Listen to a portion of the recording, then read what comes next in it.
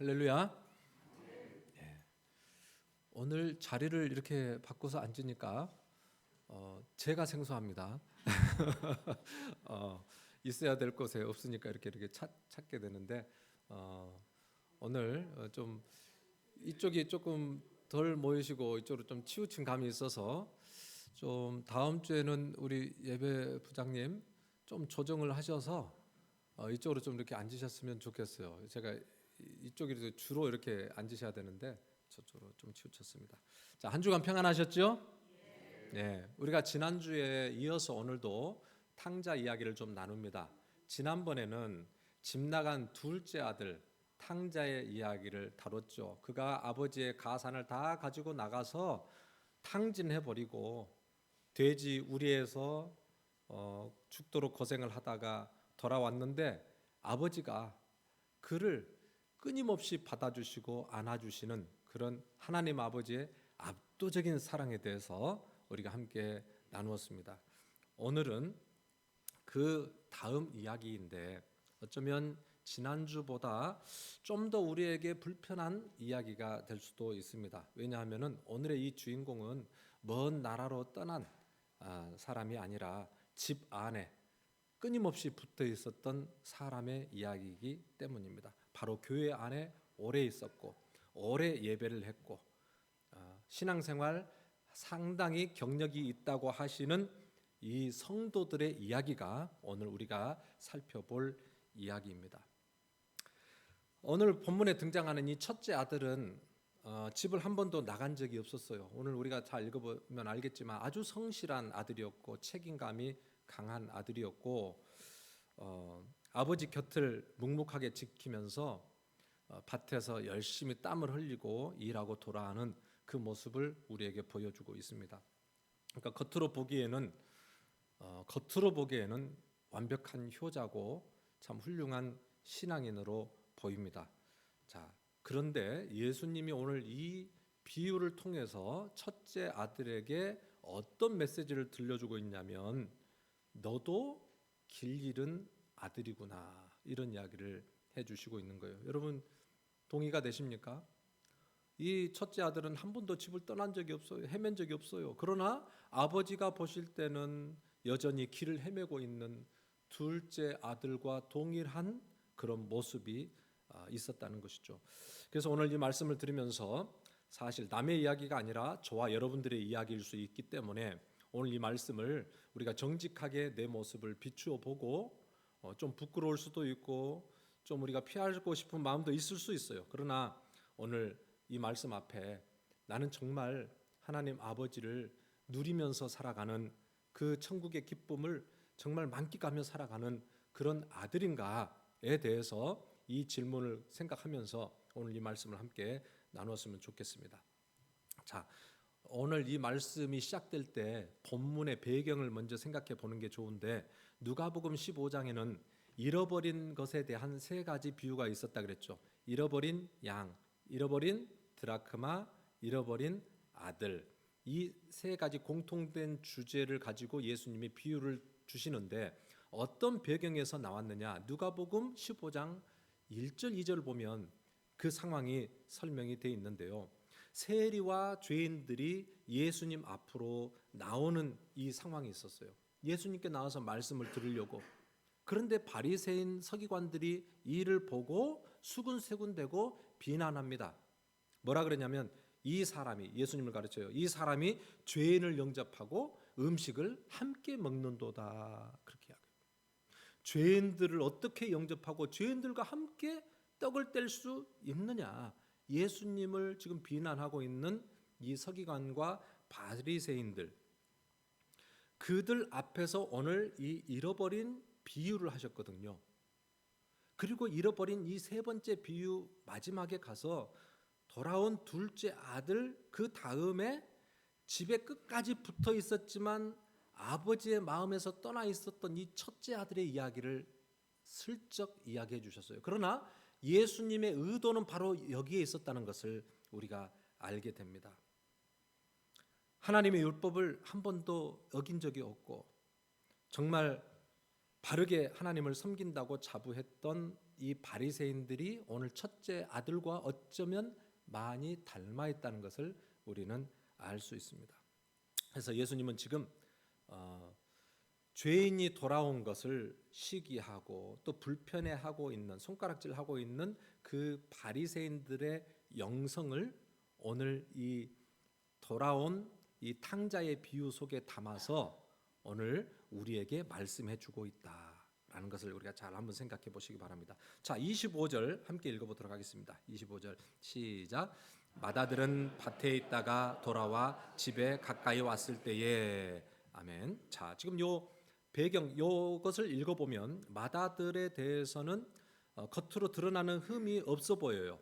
지금 보니까 밭에서 일하다가 돌아오는 참 성실한, 그 자리를 꾸준히 지키고 있었던 그런 아들이죠.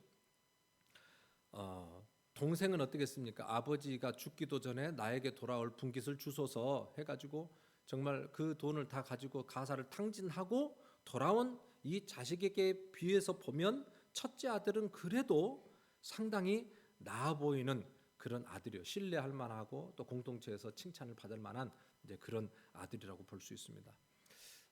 여러분, 이제 바리새인 우리가 생각할 때 지금 성경에 보면 바리새인들이 많이 나오잖아요. 근데 바리새인들 우리는 나쁜 놈들, 신앙이 없는 놈들, 우리가 뭐 이렇게 얼른 취급하기 쉬운데 여러분 그렇지 않습니다. 바리새인들은 상당히 하나님을 정말 바르게 섬기려고 애를 썼던 그런 부류의 사람들이었어요. 바리새라는 뜻 자체가 분리되다는 뜻이거든요. 바리새인, 세상과 분리되어서 하나님의 율법을 지키는, 그러니까 하나님을 정말로 잘 섬겨보려고 애를 썼던 이 부류가 바로 바리새인들이었어요. 그러니까 철저하게 세상과 다른 삶을 살았던 그런 사람들이었어요. 그런데 여러분, 그 바리새인의 문제점이 어떻게 드러나냐면 오늘 이 첫째 아들의 상황을 보면은 알 수 있습니다. 자, 그 큰아들이 지금 일을 하다가 집으로 돌아오는데 집 안에서 풍악이 들려오고 춤추는 사람들의 소리가 들려와요. 큰아들이 그것을 들었어요. 그리고 종들을 불러가지고 물어봅니다. 야, 이게 무슨 소리냐? 라고 물어봤어요. 이 장면이 이상하지 않습니까, 여러분? 종에게 지금 우리 집에서 일어나는 일이 뭐냐고 물어보는 거죠. 그러니까 지금 첫째 아들은 자기 집에서 잔치가 벌어졌는데 무슨 이유로 이 잔치가 벌어졌는지를 지금 모르고 있는 거예요. 오히려 동네 사람들은 와가지고 지금 잔치를 즐기고 있는데 이 첫째 아들은 이 잔치에 참여하지 못하고 있는, 이 잔치에서 소외되고 있는 이 큰아들의 모습을 보여주고 있습니다. 이것이 무엇을 의미하는 것이죠? 이것이 지금 큰아들은 아버지 집에 계속 있었지만 아버지의 마음을 전혀 알지 못했다는 거예요. 아버지의 그 깊은 마음을 알지 못하고 그저 그 집에 종처럼 일을 하는 그런 아들이었다는 거예요. 여러분, 이것이요, 오래 신앙생활을 하는 성도들에게서 간혹 보여질 수 있는 그런 모습입니다. 성도가 아닌 종교인이 되어갈 때 이런 비극이 나타납니다. 교회 일은 열심히 하고 봉사도 하고 직분도 감당하고 그러는데 정작 아버지와의 그 인격적인 관계의 깊이가 사라져버리는 거예요. 아버지가 정말 기뻐하고 있는 것에 대해서 기뻐하는 그 영적인 감동이 사라져버리는 거예요. 그러면서 열심히 일을 하는 거예요. 열심히 봉사하는 거예요. 그러니까 어떤 사역을 하고 교회 어떤 일을 하고 그럴 때 분주하게 일을 막 하는데 그 안에 정말로 하나님 아버지를 알아가는 그런 영적인 기쁨, 감사, 행복 이런 것이 메말라 있는 상태. 그러니까 종교적인 어떤 그런 게 의무감이 되어버리는 것이죠. 의무감이 되어. 오늘 큰아들의 영적인 상태는 바로 이런 것과 비슷하다는 것이죠. 그래서 오늘 이 큰아들의 이 이야기를 들으면서 사실 저도 그렇고 여러분들도 그렇고 우리가 이런 큰 아들과 같은 이런 자세가 있을 수 있다는 것을 우리가 인정을 하는 게 또 쉽진 않을 수도 있어요. 그러나 저와 여러분들이 이 말씀 앞에서 우리가 자유로울 수는 없습니다. 우리가 오랜 신앙생활 하다 보면은 판단하게 되고 비교하게 되고 하는 이런 첫째 아들의 오류에 빠질 수가 있거든요. 이건 많은 사람들이 그런 오류에 빠졌었고 성경에서도 우리에게 이 비유를 통해서 지금 경고를 해주고 있기 때문에 오늘 신앙생활을 열심히 꾸준히 잘하고 있는 분일수록 오늘 이 말씀을 통해서 큰아들의 자세가 혹시 나에게 있지 않는지에 대해서 여러분 우리는 다시 한번 살펴볼 필요가 있다는 거죠. 자, 이 큰아들이 겉으로는 열심히 일을 했기 때문에 칭찬받을 만한 그런 자세가 있었어요. 그러나 그 본색은 좀 더 그 속 깊은 곳에 있었어요. 28절을 보면 그게 드러납니다. 그가 노하여 들어가고자 하지 아니하거늘 그랬습니다. 그가 뭐 했다고요? 노하여. 잔치집에 들어가자니까 화가 나서 잔치집에 들어가지 않는다는 거예요. 자, 지금 이 큰아들의 마음의 상태를 보세요. 지금 동생이 돌아와서 죽은 아들이 돌아와서 아버지가 기뻐서 잔치를 베푸고 있었다고 하는데 큰아들이라고 하면 동생이 들어왔을 때 어떻게 반응해야 되는 게 맞죠? 얼른 뛰어들어가서 동생을 안고 함께 울면서 정말 너 살아 돌아와서 너무 좋다, 너무 고맙다. 이게 형이로서 해야 될 당연한 반응 아니에요. 그런데 오늘 이 형을 보세요. 노하는 거예요. 화를 냈다는 거예요. 왜 어떤 상황이기 때문에 이 마음에서 분노가 일어나고 화가 났을까요? 여러분 이걸 한번 살펴보자고요. 왜 기뻐해야 되고 죽은 자식 살아왔고 병든 자가 돌아왔고 그러면은 누구보다도 기뻐하고 춤을 춰야 될 이 형이 왜 이렇게 되었는가? 단정적으로 결론부터 이야기하면 이 형은 은혜로부터 멀어졌기 때문에 그래요.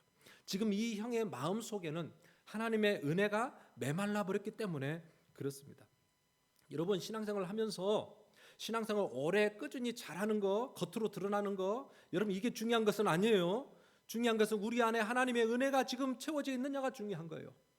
오늘 이 자리에 오신 거 너무 감사하고 잘하신 거예요. 중요한 것은 내 안에 하나님의 구원의 은총과 하나님 아버지의 그 긍휼한 마음이 내 안에 차고 또 넘치고 있느냐, 이게 더 중요하다 이 말이에요. 이게 중요합니다. 이 형에게는 그런 마음이 다 사라져 버렸어요. 은혜가 사라질 때 우리에게 나타나는 그런 어떤 몇 가지가 있는데 그게 바로 비교하는 것, 그리고 오늘 우리가 봤던 분노하는 이런 감정들이 우리 안에 나타납니다. 첫째 아들이 그래서 아버지에게 대들면서 하는 이야기가 있어요. 29절 함께 읽어볼까요? 시작. 내가 여러 해 아버지를 섬겨 명을 어김이었거늘 내게는 염소 새끼 한 마리라도 주어 친구와 즐기게 하신 일이 없더니. 자, 지금까지 내가 아버지를 떠난 적이 있습니까? 내가 얼마나 충성스럽게 땀 흘리며 아버지를 위해서 일했습니까?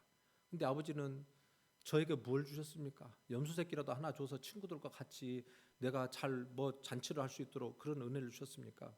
왜 지금 아버지 가사를 다 탕진하고 돌아온 저 둘째 아들에게 다시 이런 은혜를 베풀어 주시는 것입니까? 지금 자기가 지금까지 해왔던, 내가 아버지를 위해서 지금 얼마나 했는데, 내가 얼마나 노력을 하고 얼마나 헌신하고 그래서 지금 여기까지 왔는데 자기의 공로라는 게 우리 안에 꽉 차 있어요. 신앙생활하면서 내가 얼마나 하나님을 잘 섬겼는데, 내가 얼마나 하나님을 위해서 헌신했는데 하는 그런 공로의식들이 우리 안에 차곡차곡 쌓입니다. 이게 지금 바리새인들의 생각이에요. 내가 얼마나 율법을 잘 지켰는데, 얼마나 내가 11조를 정말로 10의 1조를 정확하게 모든 것에서 내가 떼서 하나님께 드렸는데 자신의 경력, 신앙을 하나님 앞에 장당하게 드러내려는 것이 이 첫째 아들의 이 모습이었어요. 그러니까 이 첫째 아들의 모습, 그 첫째 아들의 눈으로 보면 그 돌아온 동생은 정말로 함께 할 수 없는 그런 존재였어요. 가세를 다 탕진하고 돌아왔어요. 그래서 동생이라고 부르지도 않습니다. 읽어보면 30절에 보니까 아버지의 살림을 창녀들과 함께 삼켜버린 이 아들이 아버지 당신의 아들이 나의 동생이 아닌 당신의 아들이 이렇게 이야기해요. 그러니까 하나님 아버지의 마음을 전혀 알지 못하니 이 동생을 이제 비난하고 어떻게 동생과 저와 함께 할 수 있습니까? 라고 그렇게 이야기를 하는 거죠. 여러분, 이게 그 은혜가 사라졌을 때, 우리가 은혜가 사라질 때 이런 마음의 태도가 우리에게 생기는 겁니다. 남을 정죄하고 또 남과 비교하고. 그래서 하나님 아버지께서 둘째 아들을 기뻐하실 때에 나는 그게 불공평하게 그렇게 보인다는 거죠. 여러분, 그런 마음들을 혹시 느껴보셨어요? 신앙생활 하면서. 나는 이렇게 헌신했는데 당신은 뭐 했어? 이런 이야기. 나보다 더 부족해 보이는데 그 사람이 칭찬을 받고 인정받게 될 때에 우리 마음의 태도, 심리의 상태가 어떻습니까? 아니면 나보다 더 열심을 내고 있는 사람을 볼 때 여러분의 마음은 어떤 반응이 나오게 됩니까? 제가 군대에서 전역을 하고 1996년도에 이제 직장을 따라서 경상북도 구미에서 제가 이제 살게 되면서 거기서 교회를 출석을 했어요. 구미 제일교회라는 데인데 지금은 100년이 넘었더라고요. 그때 막 70년 이상 된 역사를 가지고 있었기 때문에 교회가 그 정도 역사가 되면요 상당히 이제 그 뿌리가 깊습니다. 우리 잘 알지만은 아주 전통이 있고 뿌리가 깊고 초대부터 거기에서부터 헌신했던 그런 가정들이 있고 그러다 보니까 어떤 견고한 교회의 틀이 잡혀요. 교회 틀. 그게 좋은 면으로 보면 좋지만 또 이게 지속적인 부흥을 위해서는 그게 걸림돌이 되고 딱딱한 이게 깨어나오지 못하는 그런 하나의 알이 돼버리는데 그 교회가 약간 그런 모습이 있었던 것 같아요. 그러나 저는 모태신앙으로 태어나지 않았습니까? 교회에서 태어나서 교회에서 자랐다고 하는 저는 웬만한 교회 가서도 눈치 안 보고 하나님 예배하고 성도들을 섬기고 그러니까 지가 주인인 것처럼 저렇게 나서서 한다고 그런 이야기를 들을 정도로 저는 웬만한 교회 가서 다 그렇게 신앙생활을 했었어요. 거기서도 마찬가지죠. 그 교회 가서도 열심히 제가 보니까 찬양대가 필요한 것 같아서 제가 또 찬양대 들어가서 했어요. 찬양대가 큽니다. 이렇게 좌우로 해가지고 한 100명이 이렇게 이상이 앉는데 거기서 찬양대 하고 고등부 교사 자원해서 하고 또 청년부 사역 섬기고 직장생활 하니까 아침부터 저녁까지 일하면서 굉장히 바빴어요. 그러나 그 기쁨을 주시니까 제가 했죠. 그랬더니 어느 날 이런 청년이 어디서 왔냐고 그러면서 청년부 뭐 정기총회 하는데 저를 회장으로 그냥 또 지목을 해가지고 제가 청년부 회장이 또 된 거 아닙니까? 근데 청년부 회장이 됐는데 가만히 보니까 분위기가 싸해요. 분위기가 싸해. 주위의 시선이 곱지가 않아요. 어디서 온 청년 하나가 장로님 아들도 있고 권사님 딸들도 있고 교회를 오랫동안 섬겨온 그런 토백이들이 그렇게 많은데 이제 어디서 들어온 청년이 회장이 됐다고 하니까 그 큰 교회 회장이 됐다고 하니까 사람들이 좀 이상하게 쳐다보는 거예요 저를. 그래서 제가 들은 이야기가 정확히 들은 이야기가 굴러 들어온 돌이 박힌 돌을 뺀다고. 제가 그런 이야기까지 들었어요. 그래서 제가 웬만하면 제가 교회에서 상처를 안 받는데 그런 이야기 듣고 나니까 좀 흔들릴 뻔했어요 마음이. 그러나 하나님 부르신 곳에서 내가 열심히 하지 내가 사람 보고 하냐 그렇게 해서 제가 열심히 그래서 충성을 하고 그래서 청년부의 부흥도 보고 그렇게 했던 과거의 지난 날이 생각이 납니다. 오늘 제가 이 말씀 첫째 아들의 이 자세와 태도를 보면서 교회가 자기도 모르게 이렇게 갈 수 있다는 것, 성도가 자기도 모르게 이렇게 단단해져 버릴 수 있다는 것, 저는 그것을 잘 압니다. 잘 압니다. 그래서 저는 오늘 이 첫째 아들 모습, 이 둘째 아들을 반기지 아니하고 비교하고 함께 할 수 없다고 거리를 두고 있는 이 모습이 어쩌면 저와 여러분들의 모습이고 또 우리 이 교회에 일그러진 자화상일 수도 있다는 것에 대해서 우리가 이 모습을 그대로 한번 받아들였으면 좋겠습니다.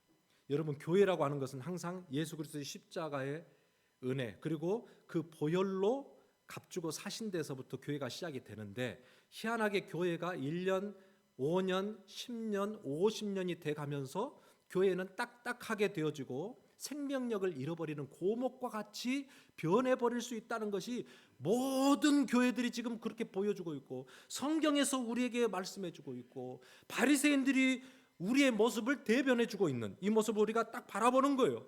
그래서 오늘 이 말씀 바라보면서 오늘 저는 저에게 이것을 투사해서 봤어요. 네가 오래 믿었다고 성도들을 판단하고 성도들을 책망하고 하는 그런 위치에 서는 것이 아니라, 오늘 내 마음이 딱딱해져 버리지 않도록, 오늘 정말 죄인이 돌아왔을 때 한 영혼을 사랑하고 그것이 하나님 아버지의 기쁨인데 그것을 기뻐하지 못하는 그런 마음의 태도가 있다면, 오늘 이 말씀을 보면서 네가 돌이켜라 라는 그런 주님의 음성이 있는 것 같아서 오늘 이 말씀을 제가 주님 앞에 제가 고백을 먼저 했습니다. 주님, 내가 주님께로 돌아갑니다. 내가 잔치집으로 다시 들어가서 이 잔치의 기쁨을 내가 누리게 해주십시오. 오늘 이 말씀 마찬가지예요. 여러분, 이 말씀은 누구를 정죄하기보다 오늘 예수님께서 바리새인들을 향한 사랑의 메시지예요.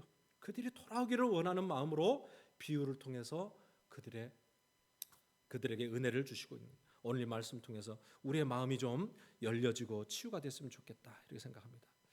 자, 그리고 이 아버지가요, 첫째 아들에게 아주 중요한 말씀을 하십니다. 31절이에요. 31절 시작.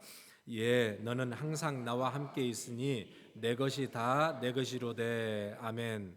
항상 나와 함께 있으니 내 것이 다 내 것이로되.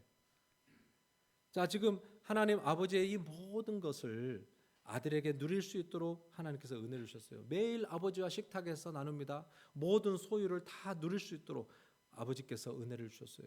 여러분, 성도가 됨으로 인해서 우리는 십자가의 무한한 예수 그리스도의 사랑과 영원한 생명을 받은 자들, 그걸 누리면서 살아갈 수 있도록 우리에게 모든 것을 주셨어요. 그런데 오늘 첫째 아들은 뭐예요?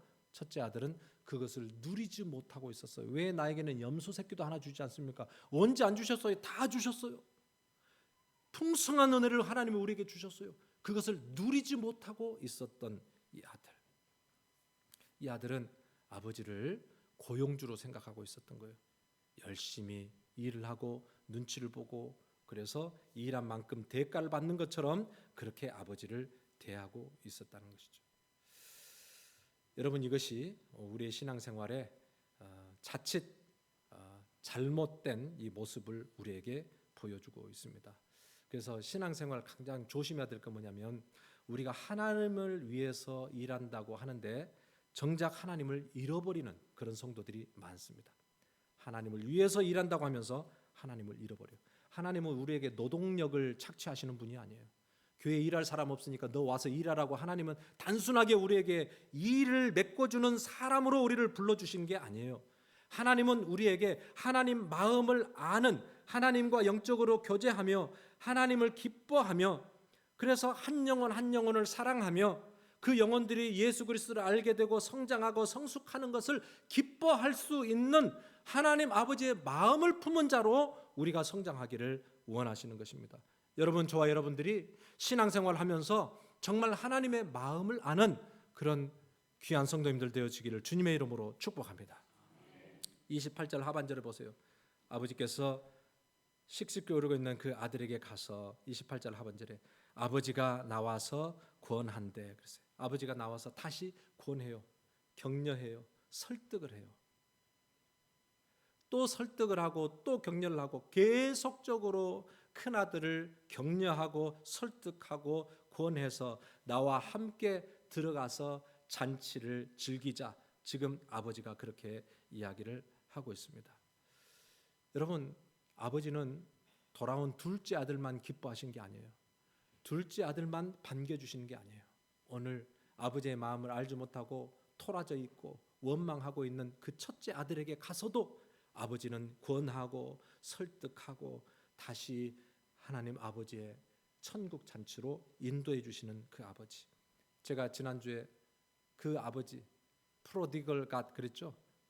허비하시는, 하나님의 사랑을 허비하시는 그 아버지의 모습이 둘째 아들뿐만 아니라 오늘 첫째 아들 저와 여러분들에게도 오늘도 변함없이 하나님이 은혜를 베풀어 주세요. 하나님의 그 초청잔치로 우리의 마음을 인도해 주세요.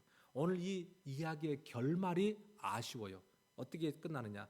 오늘 아버지께서 권해서 그 아들에게 함께 초청잔치로 오자고 했는데 아들이 들어갔나요? 안 들어갔나요?